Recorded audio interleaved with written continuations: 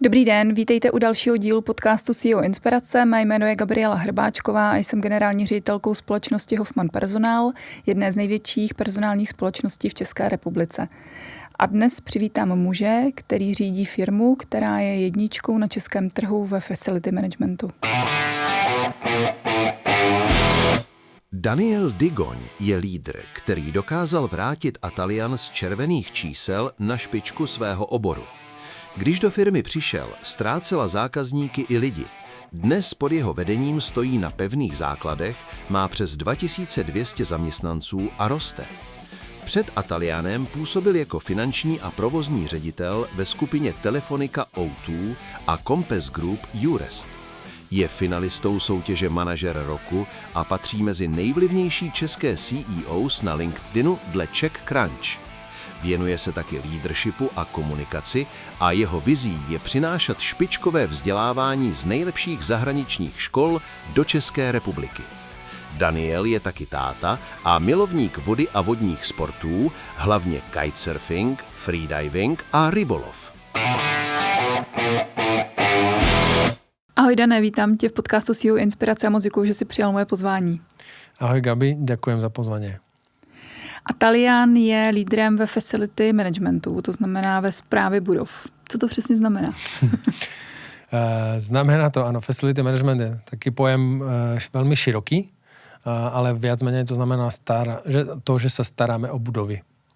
Vlastne môžeš si pod tým predstaviť akékoľvek služby preto, aby budovy fungovali. Všetci asi najviac vidíme upratovanie alebo uklidové služby, buď vonkajšie alebo vnútorné. Tie vonkajšie sú sekanie trávy, posyp solou, upratovanie snehu a upratovacie služby potom od vlastne okien, zvonku, znútra, podlahy, potom nejaké zvislé plochy a podobne. No ale potom je tam plno služieb, ktoré vidieť nie sú a vlastne sú to služby preto, ono je lepšie, keď vidieť nie sú, že to znamená, že to funguje, že svieti svetlo, že v dome je teplo alebo zima, že to chladí alebo hreje. Vlastne všechny technológie, ktoré sa starajú o to, aby to fungovalo.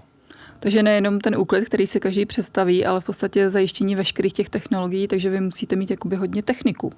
Presne tak. Tam sú špecifické práce, profesie, pretože máš elektrinu, takže elektrikárov, potom starostlivosť o vodu, vodárov. Veľa budov má rôzne zdroje vytápania. Dnes máme tie moderné ako geotermálne vrty, ale aj tradičné stále fungujú kotolne alebo zase teplo, ktoré vzniká cez elektrinu alebo fotovoltaiku, takže vlastne všetky technológie, ktoré v tej budove môžu byť. Super. Ještě se k tomu dostaneme, ale začneme od začátku. Ty jsi do Atalianu přišel v roce 2021. Firma 2miliardový obrat, ale ve ztrátě. Presne tak. Tak nejak to bolo. Mňa vtedy oslovil už teraz bohužiaľ bývalý šéf s tým, že poď mi pomôcť do firmy, ktorá má obrovský potenciál, ale strašne zlé výsledky. Ešte bol COVID v tej dobe. Takže veľa tých našich budov, v ktorých sme pracovali, bolo zavretých alebo fungovali v nejakom obmedzenom režime. Takže išiel som pomôcť vtedy ako finančný riaditeľ a jednateľ českej a slovenskej pobočky. No ale v priebehu pol roka sa situácia zmenila, šéf skončil a ja som dostal ponuku vlastne po ňom to prebrať. A som ju vzal a sa toho chopil. No. Čím to bylo, že byla ve ztrátě? Tých dôvodov bolo viac. Ten hlavný asi nejaká dlhodobá nestabilita. Že ja som nastupoval ako 5. generálny riaditeľ v priebehu 3 rokov. Že časté zmeny manažmentu a tá firma nefungovala dobre znútra. Atalian, ako celosvetová skupina, funguje, alebo dlhé roky fungoval tak, že kupoval firmy, ktoré zapadali do ich portfólia a takisto aj v Českej republike.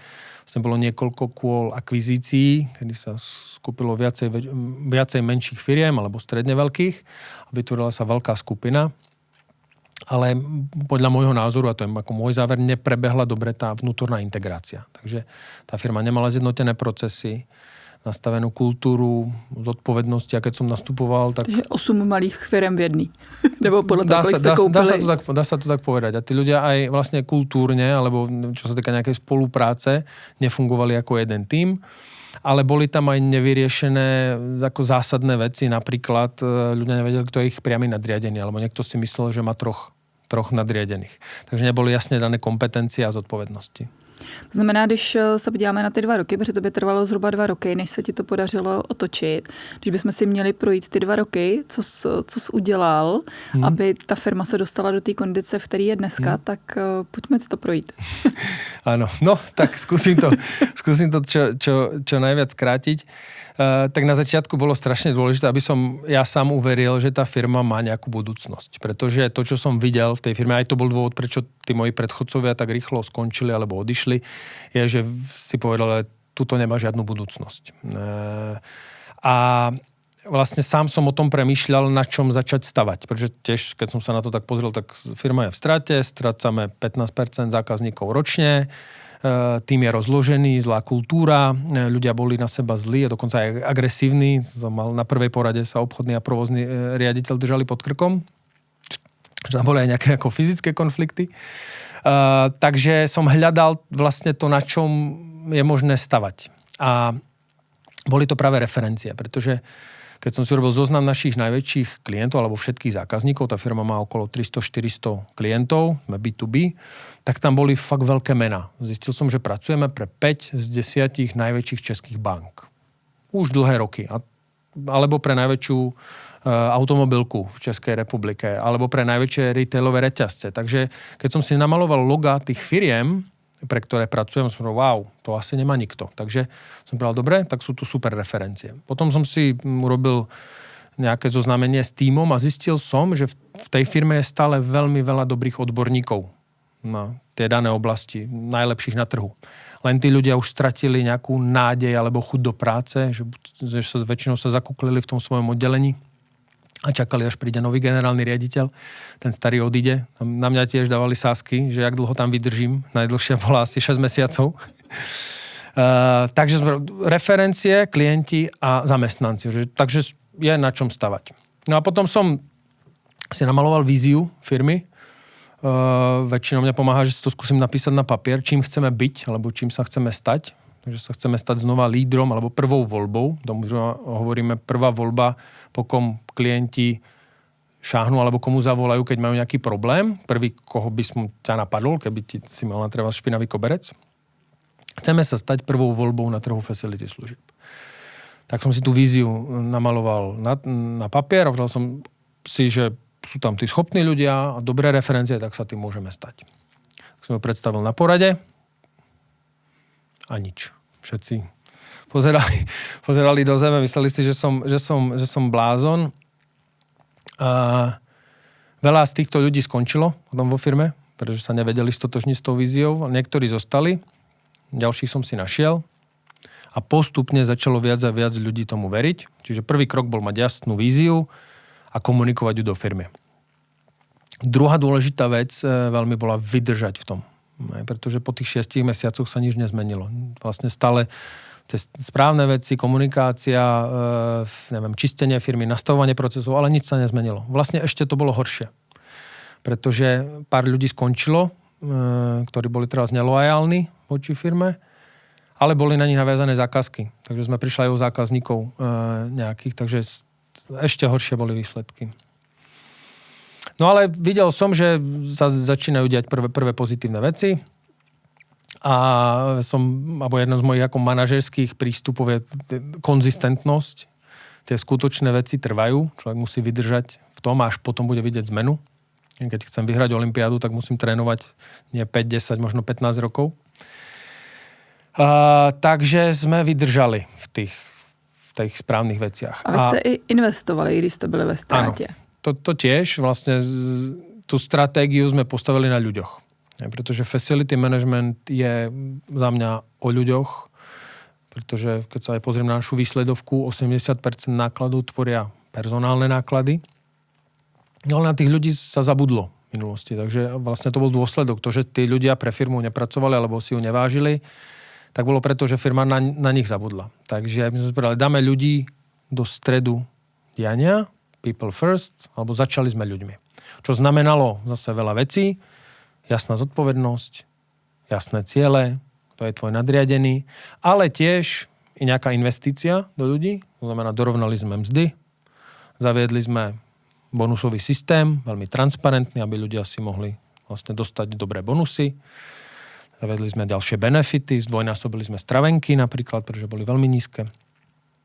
A investovali sme do školenia. Ja som veľký silný zastanca tréningu a školení, takže aj keď sme boli v strate, tak sme investovali, myslím, že to bolo asi 2 milióny korún, sme vyhradili do školení. Takže to bylo velmi těžké přesvědčit našu centrálu. To byl můj další dotaz, vlastně... jak se ti podařilo přesvědčit majitele ve Francii, že investovat takové jakoby do lidí, když je ve ztrátě. No, to bylo součástí nějakého dílu, který jsme urobili na začátku, keď ma oslovili, tak vlastně jsme se bavili o za jakých podmienok si viem představit v té firmě fungovat a vlastně boli dve. Jedna byla, že mi dajú čas, protože jsem si řekl, že takú veľkú zmenu lebo v tak ťažkej situácii to potrebuje čas, to nejde urobiť za rok, väčšinou tie skupiny alebo materské spoločnosti chcú všetko hneď, tak som bral 2 roky. Že včera bylo pozdě. No, ale že potrebujem 2 roky, to bola jedna podmienka. A druhá bola, že mi nechajú relatívne voľnú ruku v tom, čo chcem robiť, to znamená, ak budem napríklad požadovať investície do školení, že to podporia. A to sa podarilo, čo bolo dôležité. Když bys měl vypíchnout jakoby 3 nejzásadnější věci, když je jako firma ve ztrátě, co se jakoby musí udělat? Umíš říct jako 3 nejzásadnější? No, dôležité je určite si to uvedomiť. Pretože veľa firiem stále si myslí, že akože je to v poriadku a pokračuje v nejakej stratégii a aj v spôsobe riadenia. Keď je firma v strate alebo v takej situácii, ako sme boli my, tak sme boli fakt v kríze. A vlastne keď ste v kríze, to znamená, že stane nejaká havária alebo nejaký veľký, tak je treba krízové riadenie alebo krízový manažment. Takže vlastne to bola jedno zo zásadných vecí, že som nasadil krízový manažment. Čo je väčšinou nepopulárne, pretože ľuďom veľmi detailne hovoríte, čo majú robiť, ako majú robiť. Je to vnímané ako mikromanagement, ale vlastne v nejaký okamih to je nutné. Keď je tá firma v kríze, musí dávať jasné príkazy, čo kto má urobiť a tí ľudia musia dodržiavať a vlastne až militantne tie príkazy a dávať vám spätne vedieť, ako to funguje. Takže sme mali týždenné, každý pondelok ráno call, čo sa bude robiť tento týždeň, aké sú rozdelené úkoly. Takže krízový manažment. Potom druhý dôležitý krok bol vlastne v rámci tej transformácie pozrieť sa urobiť si nejakú segmentáciu alebo rozdeliť, čo funguje a čo nefunguje. A to, čo nefunguje, to prestať robiť, odrezať. Hej, takže napríklad ten facility management je veľmi široký pojem. My sme tých činností robili strašne veľa, ale ani jednu z nich sme nerobili dobre. Tak sme si položili otázku, v čom môžeme byť najlepší v Českej republike. Na svete, alebo aspoň v Českej republike.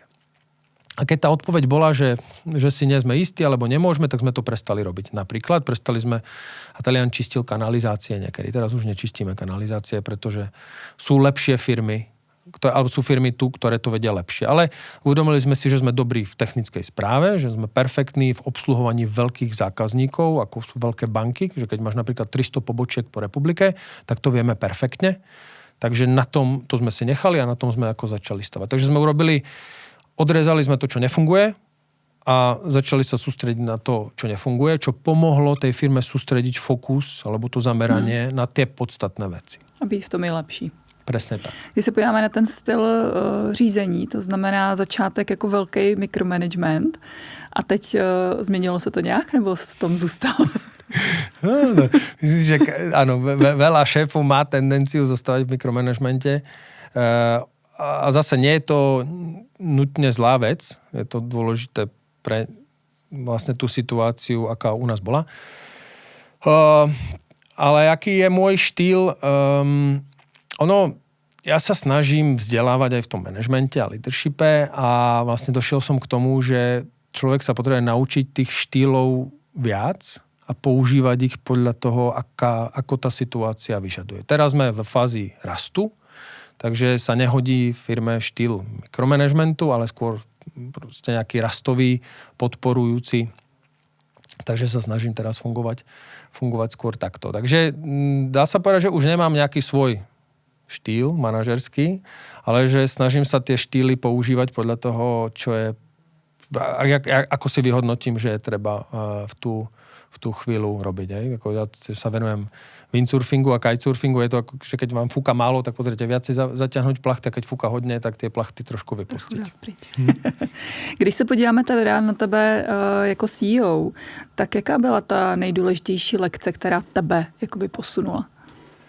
Možno by som to nepovedal na rolu CEO, ale tako obecne na vrcholové manažerské role, keď to môžem takto pozmeniť. A tá najväčšia lekcia asi bola, ja som vždycky chcel niekým byť. To malo nejaké svoje dôvody, ale chcel som byť finančným riaditeľom a strašne som potom išiel, aby sa mi to podarilo. A keď som to dosiahol, tak nedošlo k tomu naplneniu, alebo k takej tej radosti, čo som od toho očakával. A pochopil som vtedy, že to bol zlý cieľ. Takže tá lesson learned z toho je, že vlastne už neašpirujem niekým byť CEO alebo byť regionálny CEO, ale skôr sa snažím, čokoľvek robím, a môže to byť úplne jedno, či to je zvážanie odpadu alebo upratovanie, tak sa to snažím robiť najlepšie, ako viem, tú prácu, ten mesiac, ten deň, a vlastne ten prístup tej kariére je oveľa lepší, oveľa naplňujúcejší, že ma to robí ako šťastnejším a vlastne tá cesta je nekonečná. Takže trošku tak zoširoka by som ti povedal, tá lesson learned na pozícii CEO, že som tú pozíciu dosiahol nie preto, že som chcel byť CEO, ale vďaka tomu, že som sa sústredil na nejaké iné veci. Ako robiť tú prácu najlepšie, ako viem. Tak neviem, či som ti odpovedal. Jo. Pojďme na HR témata, protože lidi nejsou. Je to komplikovaný. Ty máš 2200 zaměstnanců a navíc jako v oboru, kde je to těžký. To znamená, jakou máte fluktuaci? Áno, to bola jedna z prvých otázok, ktorú som si položil, ak veľkú máme fluktuáciu. Keď som nastúpal, bolo to okolo 50%. Takže obrovská. A jeden z cieľov, ktorý sme si stanovili, bolo znižiť ju. Počasie som došiel k tomu, že ako paušálne znižovať ju cieľene na všetkých pozíciách nie je úplne efektívne. Zamerali sme sa hlavne na tú manažerskú populáciu, pretože tá naša firma funguje v nejakej hierarchii, pyramíde, od vrcholového manažmentu cez stredný, operatívny až po tých radových pracovníkov, zamestnancov, ktorí vlastne tie ruky, ktorí vykonávajú tú prácu. A primárne, na čo sme sa zamerali, bola fluktuácia v tej manažerskej populácii, tak tu sa nám úspešne podarilo znižiť, dneska je pod 10%. A potom na tých radových pozíciách niekde to má zmysel znižovať, ale niekde, keď máme ľudí na full time, ale máme veľa ľudí na part time, ktorí pracujú teraz 2 hodiny a sú to väčšinou brigádnici, študenti, tak tam čiastočne sme tú fluktuáciu znižili, je dneska okolo 30%, ale ísť nižšie možno nie je úplne efektívne, alebo tie vynaložené úsilie nemusí mať ten efekt, pretože keď je to študent, ten študuje pár rokov a doštuduje a potom bude aj tak chcieť inú prácu, že skôr sme sa zamerali na to, aby sme tých ľudí čo najlepšie spoznali, aby sme identifikovali talenty napríklad, alebo ľudí, ktorí by chceli v tej firme rásť alebo zostať. Jak se perete teď s tím, že řekněme si to na rovinu, váš obor je z těch jakoby nižších platových tříd, to znamená takový ty úklidy, ostrahy a podobně, i se očekává, že jako subdodavatel dokážete dodat tu nejlepší cenu, takže je to zase jako odvislý od nákladů. Znamená, jak se s tím perete, jak se vám vlastně daří do těch oborů ty lidi hledat? Je to ťažké, nebudem ako vymýšľať nejakou mačkou. Je to ťažké, ale zase musím povedať, že sa nám to celkom darí. Nemali sme za posledný rok ako vyloženie problém, že by sme niekde nedokázali dodať službu, lebo nám chýbajú ľudia. Asi iba na jednej zákazke sme mali dlhodobo problém, pretože to bolo niekde v Chocni, ďaleko od väčšieho mesta. Takže darí sa nám to, ale je to ťažké. Máme HR tým. To znamená, co? Zachránili vás cizinci, je to tak? Áno, to tiež a partnerov. K tomu som vlastne chcel sa dostať, že máme ako partnerov, ako subdodávateľov, ktorí nám niekedy zachraňujú krk dobrých. Mali sme ich veľa, cez 100, teraz ich máme asi 30, pretože sa tiež vykryštalizovali takí tí spolahliví. A tiež sme vlastne, jedna z našich zásad je compliance, to znamená, aby sme vlastne naberali ľudí tak, ako sa má a platili riadne dane. Takže nám pomáhajú partneri. A čo sa týka napríklad toho upratovania, tak ten biznis v Čechách stojí na ukrajinských pracovníkoch. To znamená, když by se náhodou stalo, a to si všichni přejeme, aby válka skončila, ale že by třeba 50-60% se vrátilo zpátky na Ukrajinu, protože určitě vláda ukrajinská udělá všechno pro to, aby se jim lidé vrátili a pomohli jim obnovit Ukrajinu, tak co se stane na českým pracovním trhu? Dúfam, že nič a vysvetlím prečo, ale ako prvá vec je, áno, upratovanie v České republike je závislé na ukrajinských pracovníkov. O tom znamená nie je žiadna... takový ty, jako že cizinci berou práci Čechům, nesmysl. Je to tak? Áno, ja s týmto absolútne nesúhlasím. Väčšina pracovníkov vlastne v upratovacích službách, nie len u nás, ale v celej českej ekonomike sú ukrajinskí pracovníci. A to vidíte, keď ste v nákupnom centre, tak vlastne Ukrajinky, sú to väčšinou ženy stretávate. A proste česká ekonomika, ja som presvedčený o tom, že je na tom závislá. Keby z akéhokoľvek dôvodu odišli, tak máme obrovský problém. Pretože vlastne za tie peniaze, že sú to väčšinou nízko platené pozície, ono zase sa to odvíja od ceny, ako je ochotná tá firma platiť za túto službu. Za tie peniaze Čech dnes nebude ochotný pri našej súčasnej nezamestnanosti pracovať, pretože ona tá práca je náročná za relatívne málo peňazí. A nutne by to muselo znamenať zdraženie, alebo trúfam si povedať, že mám obavy, či by vôbec ako Češi boli ochotní ešte sa vlastne do týchto služieb vrátiť. Nebyli, já ti to řeknu. Protože dneska už jsou prostě pozice, kde nechtějí. A těch pozic na trhu je tolik, že ani jako nemusí vlastně jít do těch pozic. A ešte odpoviem na tú tvoju otázku, keby skončila vojna, čo by sa stalo. Samozrejme, prajem si, aby vojna skončila. Ale my sme vlastne spolupracovali s Ukrajincami už dávno predtým, než vojna začala.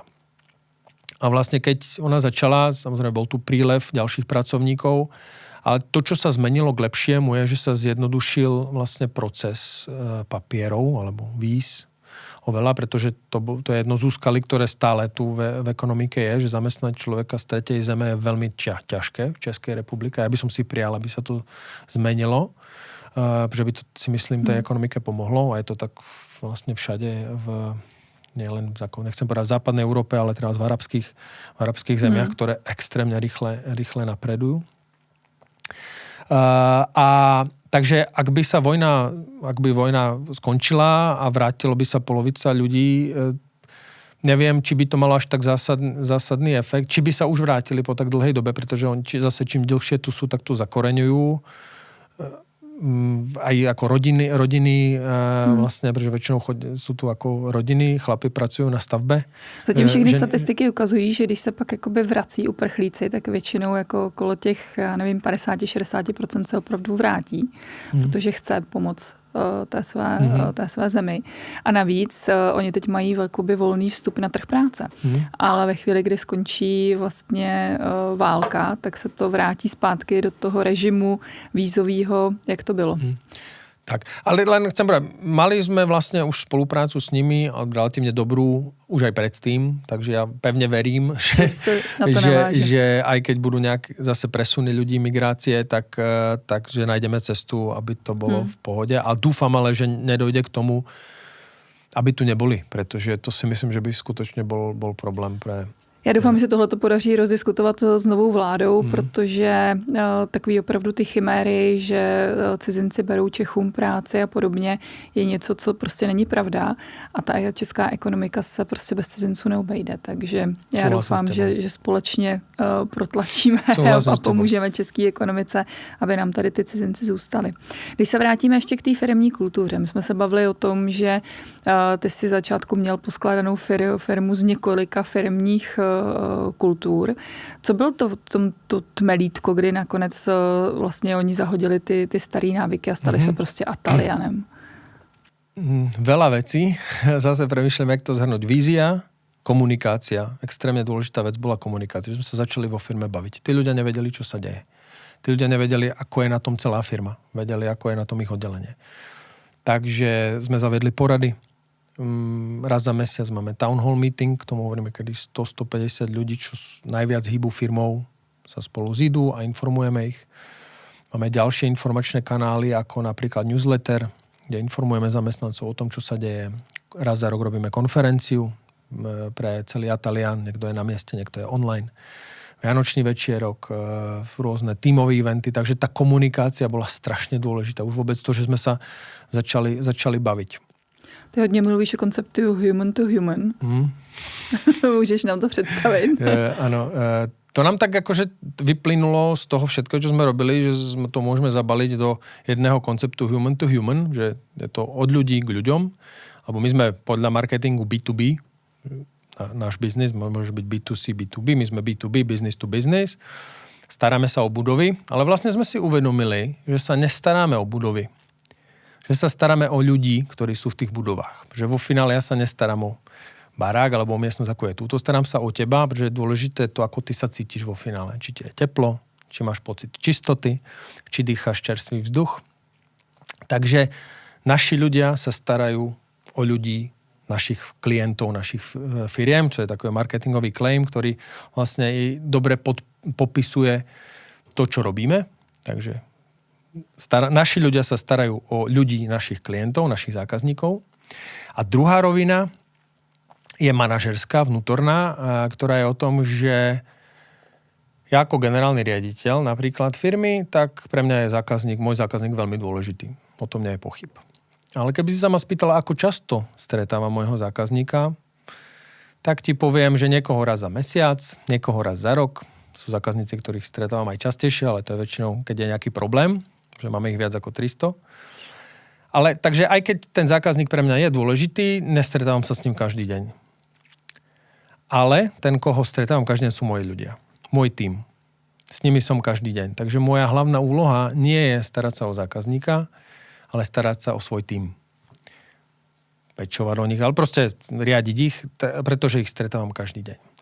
A keď toto urobím dobre, tak oni sa postarajú o svoj tím a ich tím sa postará o ich tím. A to je vlastne tá predná línia, tí ľudia, naši zamestnanci, ktorí každý deň stretávajú toho zákazníka, ktorí sú u toho zákazníka v jeho budove a starajú sa o neho. Takže vlastne princíp k riadeniu, aby sme boli úspešní human to human, ja sa starám o svojich ľudí, aby oni sa mohli starať ďalej. Ty jsi říkal, že jste přišli o docela dost zákazníků na začátku. Podařilo se vám je získat zpátky? Áno. A mám z toho veľkú radosť. Niektorých z nich áno. Je ťažké zmeniť pošramotenú reputáciu, pretože keď niekoho ako sklameš, alebo tých chýb sa stalo veľmi veľa, ale áno, už sa nám darí získavať zákazníkov naspäť, z čoho mám obrovskú radosť. A to teď trošku rozbijem. Uděláme takový rychlý křížový výslech. Odpověď 1-2 slovy, můžem? Nejdůležitější firemní hodnota? Komunikácia. Co je největší výzva? Nábor nebo udržení talentu? Nábor. Jedno slovo, které popisuje ideálního zaměstnance? 2. Loajálny a pracovitý. Kniha, film nebo podcast, který tě v poslední době nejvíce inspiroval? Forrest Gump. Je to môj najobľúbenejší film a po dlhej dobe som ho videl a vlastne mi pripomenul, jak je dôležitá lehkosť bytí. Co je pro tebe synonymum firemního úspěchu? Keď vám neodchádzajú zamestnanci. Kdybys mohl naučit jednu jedinou věc každého zaměstnance, co by to bylo? Zbaviť sa strachu zo zmien. Jaká je hlavní překážka růstu v tvé firmě? Strach zo zmien. Technologie, inovace, to je něco, co hýbe světem. Co Atalian a technologie? Používáte něco? Áno, dobrá otázka. Určite, áno, facility management prechádza vlastne transformáciou tak ako každý iný biznis, takže tie trendy ako digitalizácia, automatizácia funguje. Už niekoľko rokov používame roboty na vlastne upratovanie podlah, čiže už teraz nám jazdí asi naša flotila 20-25 robotov po nákupných centrách. No máme takže už k tomu nepotřebuješ lidi, nebo áno, jako si je třeba mohl dát na půlku, nebo... Závisí hrozne od tej plochy, aká je. Najlepšie sú rovné plochy veľké rovné plochy, že najlepšie miesto pre používanie robota je letište, že tam nemáš vlastne židle a tie plochy sú dobré, alebo hypermarket. Nie je to vlastne, že by stačil len robot, stále je treba tá ľudská obsluha alebo nejaká pomoc. Ľudia tiež sa nám ako boja toho, že im vezmú prácu, tak občas im robia zle. Máme vtipné príhody. Ale robotizácia... Akože je rozbíjejí, jo? No, tak áno, ako zo začiatku sa toho báli, takže robili veci, že mu postavia vozík nákupný pred neho a ten robot celý deň jazdí takto, pretože nemôže výjsť, ako keď vidíte tie rozprávky, ako bucha hlavou o zeď. Až po potom horšie prípady, že nám zdvihli dekel od kanálu a ten robot tam spadol. Čo potom už sú veľké škody. No, že tie prvé roboty nevedeli zaregistrovať, keď tam bola nejaká diera. No, ale to už máme za sebou. Už sme tiež ľuďom vysvetlili, že to ich prácu nenahradí, že stále budú potrební. Že aj toho robota je treba obsluhovať, zapnúť, vypnúť, vymeniť mu vodu a podobne. Takže to je téma momentálne humanoidi. Možno ste zachytiť, čo sa deje vo svete. Prebieha pomerne intenzívny vývoj u Elona Muska alebo ďalších firiem na humanoidi. Za dlouho to přijde? No, to nikto nevie. A tvoj odhad? No, takto. Tá technológia existuje a prebieha masová výroba. To je fakt. Už dnes sú fabriky, sú do toho nainvestované miliardy dolárov a prebieha už teraz masová výroba týchto robotov. A veľké firmy svetové už ich majú objednané do svojich fabrik. Na tejto ceste sa môže stať ešte veľa vecí. Stačí nejaký incident a môže to celé zastaviť, aj keď ľudia začnú mať strach o bezpečnosť, pretože vidíme to z tých filmov. A bolo veľa produktov v minulosti, od ktorých sa očakávalo, že urobia revolúciu. Aj napríklad drony. Pred 10 rokmi sme sa bavili o tom, že nám tu nad hlavami budú lietať drony a voziť poštu, roznašať pizzu. Vlastne nič také sa nedeje. Drony sa využívajú, ale len v priemyslových, vlastne viac v priemyslových veciach. A je to pretože ľudia majú strach a zlý pocit, že by im niečo lietalo nad hlavami. To isté, ak bol Google Glass, možno si pamätáš tie okuliare, ktoré mali snímať tiež, vlastne tam bol nejaký problém. Takže to isté sa môže stať aj s robotmi, si myslím. Na druhú stranu môže sa stať, že sa to podarí, presadí a ten vývoj hlavný prebieha jak pre firmy a pre domácnosti. A pre domácnosti sú to úklidoví roboti. Vlastne to, koho vyvíja teraz Elon Musk. Elon Musk je Optimus, ktorý by mal byť pomocník domov. Že tá vízia je, že si vlastne kúpiš pomocníka domov, ktorý ti bude robiť tie bežné práce. Vysypať smeti, naložiť do myčky, povysávať. A to by sa hodilo aj do nášho biznisu. Pretože vlastne toho pomocníka humanoidného by sa nám hodil. Riešilo by to aj nedostatok pracovných síl vo veľa oblastiach. Takže testujeme to. Sme pri tom. Mali sme minulý týždeň už prvého humanoida u nás na konferencii, ktorý zatiaľ je ešte taký relatívne hlúpy, ale rýchle sa učí a chceme byť pri tom a budeme to skúšať a testovať. No, neviem, ako to dopadne. Aj pre mňa osobne je to tak trošku na hrane, trošku desivé. Na druhou stranu... A to, co si teda viděl ten minulý týden, tak už se to jako blíží k tomu, že fakt jako by třeba do 2 let to mohlo nějak jako reálně začít fungovat? Ano. Ten robot vlastně už dneska existuje, alebo dá sa zohnať v Českej republike. Je schopný robiť základné činnosti. To znamená niečo niekde priniesť, je schopný, má radar, vlastne sledovať lidar, tiež čo sa deje okolo neho, fotiť trebárs. A projekt, nad ktorým uvažujeme, a zatiaľ ho máme ako v koncepte, je humanoidná recepcia. Kde to je ako najjednoduchšie na použiť, že vlastne on sedí, nehýbe sa, iba od pásu hore. A vlastne, keď prídeš do biznis budovy dnes, tak musíš predložiť občianku, niekde ťa zaregistrujú, zapíšu, potom niekto zavolá nahore ohlásiť ako návštevu. A vlastne ten robot všetky tieto úkony zvládne za 10 sekúnd, stačí, že mu ukážeš občiansky preukaz, on si ho naskenuje, zaregistruje ťa do systému, automaticky zatelefonuje, že ideš hore, podá ti kartičku a si vybavený za 10 sekúnd. Alebo podobná vec by sa dala použiť aj v hoteloch. Na recepcii pri check-ine. Víš, to by mě nenapadlo, že jakoby první budou recepce. No, to je ako naša myšlienka zatiaľ, ale mne to príde ako najjednoduchšie. Nepotrebuješ, aby chodil. A je to im aj miesto, ktoré ľudia neznášajú, že tam musia čakať. Keď vidíš frontu na recepcii, to ťa vždycky strašne odradí, hlavne napríklad na tom hoteli. A tie úkony všetky, ktoré vlastne robí ten recepčný, ten robot alebo humanoid zvládne fakt za pár sekúnd.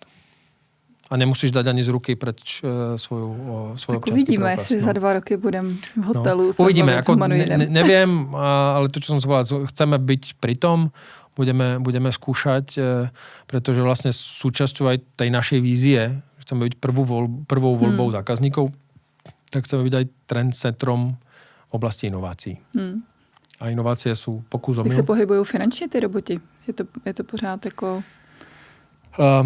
Ten základný model, ktorý dnes tu stojí asi 25 000 eur, takže okolo 500-600 000 korún, čo nie je tak veľa, ale to je ten hlupý. Dúfam, že ma nepočúvajú a nebudú mi potom nadávať humanoidi.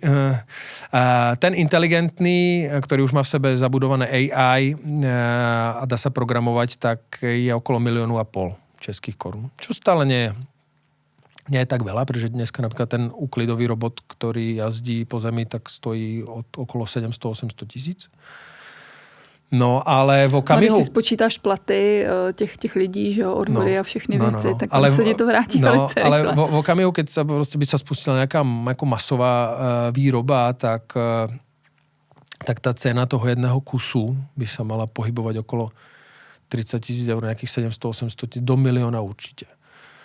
Takže nie je to cenovo nedostupné. A aj keď si potom prepočítaš akýkoľvek business case, že by ti nahradila človeka, tak to do 3 rokov to vždycky vyjde. Když se podíváme na ESG a udržitelnost, jak moc to ovlivňuje váš biznis? Čím ďalej, tým viac. Ja mám na ESG také dva pohľady. Prvný je ten byrokratický, s ktorým sa úplne nestotožňujem, pretože z ESG direktívou je spojené strašne veľa reportingu a niektoré reportingy fakt nedávajú zmysel a viacej zamestnávajú, než sú užitočné. Poviem ti príklad, merať uhlíkovú stopu zamestnancov, to znamená pre mňa každý deň merať, evidovať, ako človek prišiel do práce, akou formou dopravného prostriedku. Takže, ale stále viac a viac evidujeme požiadavky aj u našich zákazníkov, aby sme doložili vlastne, akým spôsobom riešime ESG. Takže riešime to, ale snažím sa k tomu pristupovať, keď to je tá reportingová vec, najmenšou nutnou formou. A potom je vlastne ESG ako také, Environment, Social Governance, každé to písmenko si môžeme rozobrať. Tie veci dávajú zmysel, pretože vlastne je to zodpovednosť. Je to zodpovednosť voči ľuďom, zodpovednosť voči životnému prostrediu, zodpovednosť voči riadeniu alebo manažmentu v tej firme. A s tým sa naprosto stotožňujem a súhlasím. Vlastne snažíme sa robiť aktivity, ktoré vlastne to podporujú. A my sme si robili analýzu interne, jak moc sme ESG. To znamená, sme si tie všetky písmenka rozpísali na konkrétne aktivity, na konkrétne činnosti a zistili sme, že vlastne sme 90% zhruba ESG compliant. Len to vlastne nereportujeme dostatočne, takže vlastne sa zamýšľame teraz nad tým, ako vlastne zostať, ako tie aktivity podporiť, vypichnúť z toho to, čo dáva zmysel a zároveň naplňovať potreby legislatívy alebo aj vlastne požiadavky našich klientov. Pretože často dostávaš 200-riadkové, 250-riadkové dotazníky, ktoré úplne ti tako neprinášajú efekt, skôr musíš si najať ľudí, aby to niekto vyplňoval a meral. A ja sa chcem skôr zameriavať na tú reálnu. Ale každopádně tím pádem může to být takový ten správný dodavatel pro ty velké korporáty, který to vlastně musí reportovat. Áno, to jednoznačne, áno, máme vlastne programy v veľa oblastiach, napríklad hygienické prostriedky na čistenie. Zrušili sme flašky plastové malé a máme dávkovače. Čiže akákoľvek väčšia väčšia prevádzka, máš na stene našrubovaný dávkovač, kde sa prinesie veľký barel, alebo ten barel sa dá aj doplňovať a vlastne je tam dávkovač a upratovačka alebo pracovník, ktorý s tým pracuje, tak si nadávkuje presne koľko potrebuje toho prostriedku a ho rozriedi s vodou. Takže sme úplne vlastne zrušili plasty, to je náš plastový program. Hej, plasty teraz už nie sú tak fancy, ale je to dôležitá vec. Potom teraz optimalizujeme kilometre. Máme veľký vozový park. Tiež otázka je elektroauta. Zatiaľ zase tak veľký efekt tiež v tom nevidím, ale napríklad sme vyvinuli programy elektrokolo, že sme zrušili auta a nahradili ich kolami. Bicyklami. Takže už není jako k soukromému využití firemní auto, ale firemní kolo, jo? Tak. Áno, to je ako druhá vec, áno, že ľudia to majú ako benefit a potom používajú ako na súkromné účely, ale máme technikov, ktorí jazdia po Prahe. Jazdia autom a sú to technici, ktorí musia niečo skontrolovať, stačí im brašna plná šrubovákov a stojí v zápche po Prahe, vieme, ako to býva, takže väčšinu času stráví v aute. No a takže sme to nahradili elektrokolom. Takže máme technikov na elektrokole, ktorí jazdia po Prahe. Úspora času obrovská, dopady na vlastne zdravie obrovské. Môže s tým kolom sa previesť aj metrom, keď je väčšia vzdialenosť. A je to ESG. Že prispievate k jej zdraví a longevity. No a ESG, nulová spotreba, žiadne auto, to znamená odpisy, opotrebenie. Takže toto sú za mňa, toto sú reálne aktivity. Premýšľať skôr ako biznisovo, jak optimalizovať to, čo robíme, než napríklad mať programy, poďme nahradiť spaľovacie autá elektroautami. Poďme premýšľať nad tým skôr, ako zrušiť autá, a bolo ako hľadať činnosť, aby sme tie autá úplne zrušili. A jak tomu sa potom neotvára plno ďalších tém, typu, či majú jazdiť autá v centre Prahy. Hej, alebo či máme mať otvorené obchody v nedeľu. Najväčšia ESG aktivita, ktorú by sme mohli urobiť, zase moje kolegovia z retailu ma teraz za to nebudú mať radi, myslím, že jo. By bola, keby sme v nedeľu zavreli obchody. By sa ušetrilo obrovské megawaty elektrickej energie, tepla, tak ako to majú v Rakúsku alebo v Nemecku, kde víme, že to funguje. Keď som bol malý chlapec, tak obchody boli zavreté v nedeľu a zvykli sme si na to. A toto sú veľké aktivity, alebo proste teraz zálohovanie, fliaš, vracania a tak ďalej. Hej. Takže možnosti sú. Musíme o nich premýšľať správne. Když jsme u těch technologií, my si tady taky trochu hrajeme s technologiemi, já mám své digitální dvojče, můžu ti teď pár otázek položit, ono? Tak pojď, keď se toho nebudem bát. Tak jdem na to. Jsem digitální dvojník neboli avatar Gabriely Hrbáčkové. Umím školit zaměstnance, prezentovat nabídky práce nebo tak jako zde pokládat otázky, a to až v 50 světových jazycích. Chybí vám zaměstnanci? Najdeme je pro vás. Ať už v Česku nebo ve více jak 75 zemích světa. Pokrýváme všechny obory, od dělníků přes specialisty až po top management, jsme Hoffman personál, ale teď už pojďme na otázky z budoucnosti. Kde se vidíš v roce 2040? U vody. Budem buď chytať ryby sám, alebo mať nejaký čarter a voziť turistov na rybolov. Jakou novou dovednost si do té doby chceš osvojit? Ako zostať v kľude, aj keď mám veľa stresu. Čeho by ses naopak rád zbavil? Naučiť sa mať veci menej pod kontrolou. Jak na tom bude Atalian v roce 2040? To si netrúfam povedať, pretože tých variant je strašne veľa. A jak si povede Česká republika? Myslím si, že dobre. V tomto smere som optimista. Česká republika vždycky bola úspešná krajina, a takže verím, že sa bude aj naďalej rozvíjať. A pojďme na výzvy a problémy.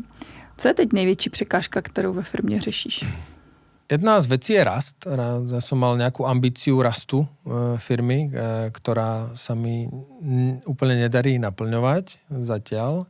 Nie preto, že by som potreboval uspokojovať svojich majiteľov, ale preto, že ja osobne verím, že rast je dôležitý, pretože je to nejaký princíp v prírode, čo nerastie, to vlastne umiera. Takže nedarí sa nám rásť takým tempom, jak by sme chceli. A proč si myslíš, že tomu tak je?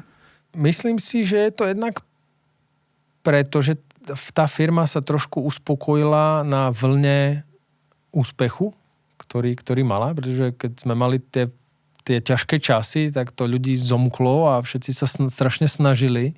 A keď sa to vlastne podarilo, my sme mali skvelé 2 roky, 2023-2024, tak mám pocit, že tak ľudia trošku uspeli, tak už je to dobré, už sa na tej vlne povezieme ďalej. Takže myslím si, že sme tak zvolnili. Takže teraz vlastne pracujem na tom, aj u nás vo firme, ako znova presne tak aktivovať. A ono ten trend je tak trošku cítiť aj v celej ekonomike. My sme aj vyšli podľa prieskumov, že produktivita sa zhoršuje, spomaluje a aj preto si myslím, že zaostávame ako Európa proti zbytku sveta, pretože v Ázii aj v Amerike to zrýchlenie je oveľa väčšie. Pracujú daleko víc. No a nejde o to, že ďaleko viac, ale ide aj o efektivitu, si myslíme. Že my sme si máme nastavený taký ten režim, že každý si robí, čo chce, kedy chce. Čo ako je asi fajn pre nejakú flexibilitu, ale je otázka, či to je efektívne. Ja teraz osobne nie som zastancom home officeu, ani extrémne flexibilnej pracovnej doby. Som rád, keď všetci pracujú v rovnakom čase na rovnakom mieste, pretože som presvedčený, že vtedy je to najefektívnejšie u nás vo firme. Samozrejme, to nemusí platiť.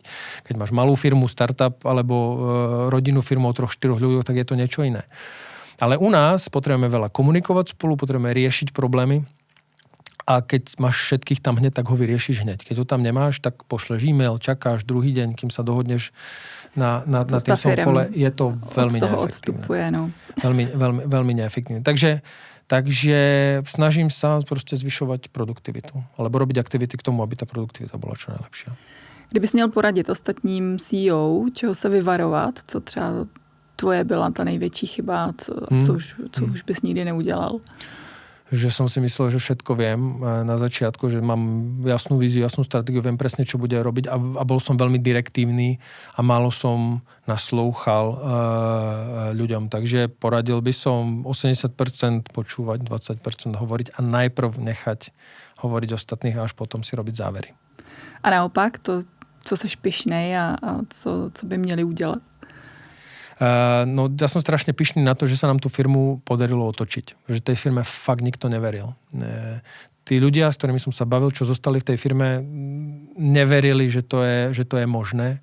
A to, že sa to podarilo, na to som fakt pyšný. A je to v té konzistenci? Nebo Tá bola veľmi dôležitá vízia, jasné, čím chceme byť konzistentný v tom, čo robíme. A potom ešte rád hovorím o odvahe robiť tie správne rozhodnutia. Pretože mal som strach a ja veľakrát tí ľudia sa báli. Napríklad, hovoríte, toho nesmieš vyhodiť, síce je neloajálny, ale keď ho vyhodíš, prídeš o ten biznis. Tak potom, aby si neprišiel o biznis, tak držíš ľudí, ktorí môžu byť toxickí napríklad v tej firme. Takže a ja som práve tie rozhodnutia odvážne, sa mi ich podarilo urobiť a to isté bolo aj u dodávateľov, sa mi vyhrážali dodávateľia. Dostal som listy výhružné. Takže vlastně ta odvaha je důležitá. Odvaha urobiť tie správne veci a byť potom v tom konzistentný. Je pravda, že tohle je tady jako nejčastěji zmiňovaný, ano. Že zbavit se toxických lidí a hlavně nečekat. Jo, že stejně to v nějaký chvíli uděláš a mohl jsi to udělat daleko dřív a odpustit si spoustu jako věcí. Presne tak. A mne to naučil jeden z mojich prvých šéfov, bol Španiel, ale vlastne mi hovoril fire quickly, hire slowly. A to vlastne platí, keď nie si istý, alebo niekto je toxický a nemá zmysel čakať a je lepšie to riešiť. Je to tak. Na závěr to trošku odlehčíme. Kde dobíš baterky? Keď som sám.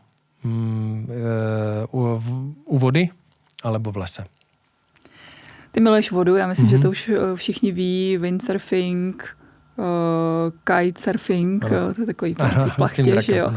Ale mě zaujal freediving, protože to je jako hodně nebezpečný. Nemáš pocit, že jako se nemusíš někdy jako vynořit? Jak to máš ošetřený? Áno. Freediving je nový šport, ku ktorému som prišiel ako relatívne nedávno, asi pred 5 rokmi, s podobnými pocitmi. Máš hovoril, nie je to nebezpečné. A moja odpoveď nie, ak to robíš rozumne, Základné pravidlo vo freedivingu je nikdy sa nepotápaj sám, takže mať parťáka, ktorý ti prípadne pomôže, pretože áno, môže dôjsť k určitým veciam, ale keď to človek robí rozumne, to znamená sa potápa do nejakých rozumných metrov, 10-20, nie do tých extrémov, ako niekde vidíme v televízii, že do 100 metrov sa ľudia potápajú, tak je to ako relatívne veľmi, veľmi bezpečné. A je to krásny šport, pretože človek spracuje s hlavou, že ono je to potom o tom, že sa sústredíš na vlastne, aby si vydala čo najmenej energie, že každý z nás vydrží 2 minúty, aj teraz, keby sme si tu spolu chvíľku sedeli, tak za 15 minút by som ťa naučil, ako zadržať dých na 2 minúty, úplne bez problémov. A tie 2 minúty sú to, čo potrebuješ na to, aby si užívala freediving. Takže je to krásny šport. A kolik minút vydržíš ty? Tak môj tréner povedal, to nie je dôležité, a má pravdu, že ten prístup k tomu je rob to pre radosť, nie pre výkon, ale teraz zase rekordy mám tiež rád, a ja mám asi 3 minúty 40 k 4 minútam a potopil som sa do 33 metrov. To je brďo. Ale to nie je dôležité. A to už si neužívaš, pretože to už ideš že až na ten výkon a ako najkrajšie potápanie pre mňa na ten freediving je fakt okolo 10 metrov, niekde v Egypte, kde je teplá voda, krásne korály, pretože ono aj keď si niekde na mori, tak okolo tých 10 metrov je to ešte pekné. Keď si hlbšie, tak už je tam tma. Takže všetko stráca tú farebnosť. A když se podíváme na tu náročnou roli CEO, jak to kloubíš se svojí rodinou a zapojuješ se do chodu rodiny, nebo je to na manželce? Ja by som nemohol svoju prácu robiť, keby som nemal tak skvelú manželku, ako mám. Že dáva mi strašne dobré zázemie, za čo jej ďakujem, som trošku to až dojatý, ale je strašne dôležité pre mňa ako mať to bezpečné miesto, kam sa môžem vraciať, čo je ten domov, ktorý mi vytvára hlavne manželka. A potom viem, že môžem robiť dobre aj tú svoju prácu. Aj, neviem, ako to máš, ale proste keď sa ráno pohádaš s partnerom alebo niečo sa stane, tak potom celý deň je proste na nič.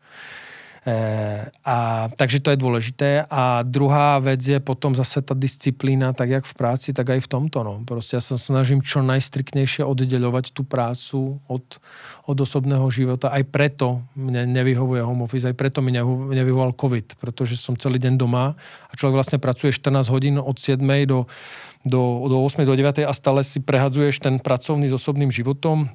Deti prídu, tati, poď, a tati nie ešte, pretože mám call.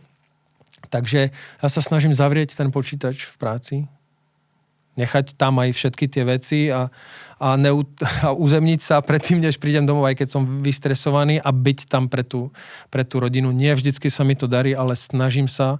A potom sú tam malé veci, disciplíny, ako napríklad telefón, prídem domov, ho odkladám. Nemám ho pri posteli, beriem ho, až keď sa dám do auta. Takže veľa z nás začne ráno čítať maily a už vlastne nie si s tou rodinou. Takže raňajky pekne s rodinou, večera s rodinou. A to ma potom zase naspäť nabíja preto, aby som tú prácu mohol robiť dobre. Já jsem moc ráda, že součástí CEO Inspirace je i přesně tohleto, umět oddělit tu práci od té rodiny a vědět, že se to dá v finále jako moc dobře skloubit. Dane, já ti strašně moc děkuju, že jsi byl součástí CEO Inspirace, že jsi se podělil o všechno. Moc držím palce, ať se vám podaří růst a v tomhletom těžkém oboru, abyste stále zůstali tou jedničkou. Díky moc. Ja moc ďakujem za pozvanie a za veľmi príjemný rozhovor. A s vámi se těším u dalšího dílu podcastu CEO Inspirace.